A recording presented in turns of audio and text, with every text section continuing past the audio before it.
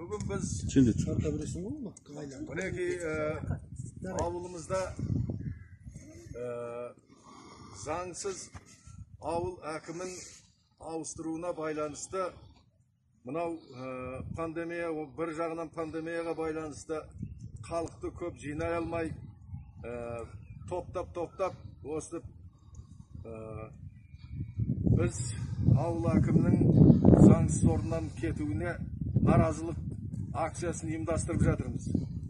Сондықтан да Қазақстан Республикасы президенті Қасым-Жомарт Кемелұлы Тоқаевқа, Қазақстан Республикасы премьер-министрі Асқар Ұзақбайұлы Маминге, Алматы облысы әкімі Амандық Ғаббасұлы Баталовқа, Кеген ауданының әкімі Баяділовке, құрметті президент, Алматы облысы Кеген аудандық мәслихатының 5 сәуір 2021 жылғы Шырғанақ ауылдық округі әкімін сайлау туралы сайлау комиссиясы мәслихат депутаттары аудан әкімі Баяділовтың тікелей тапсырмасымен аудан әкімінің орынбасары Кеңес Қабылбековтың досының баласын әкімі лауазымына өткізу туралы қабылданған шешімге наразылық білдіреміз.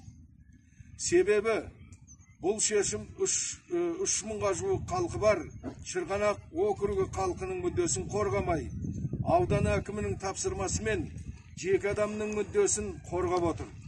Біз ауылдық округте соңғы 4 жылда мемлекеттен бір тиын қаржы алмай, ауыл халқының қоғамдық ұйымдардың көмегімен балаларға арналған 10 миллион теңгеге шағын футбол алаңын, 10 миллион теңгеге еңбек ардагерлеріне монумент ескерткіш қойылған саябақ жасалынса, аула ортасындағы ескі клуб үйіне 4 миллион теңгеге жөндеу жұмыстары жүргізілді.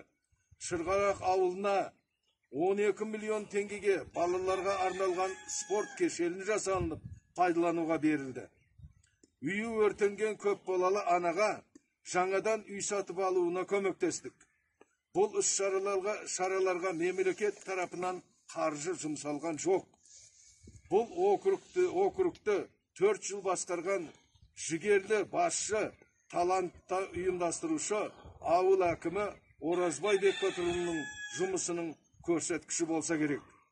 Құрметті президент мырза, Кеген ауданы әкімшілігі, Кеген аудандық мәслихатының заңсыз іс-әрекеті халық мүддесін емес, сыбайластыққа жол берген жеке адамдардың мүддесін қорғап отыр. Сізден араша түсуді сұраймыз. Бекбатыров Оразбайды өз орнына қалдыруыңызды талап етеміз. Шырғанақ ауылдық округі халқының атынан. Шырғанақ ауылдық округі ақсақалдар алқасының төрағасы Құрманғалиев, аналар кеңесінің төрайымы Роза Батырханова, қоғамдық кеңес төрағасы Тұрсыналиев, жастар үйім атынан Жансерік Анарқұлов, және қосымша ауыл халқы түгел бірнеше адамдар осы хаттың артына қол қойылып отыр.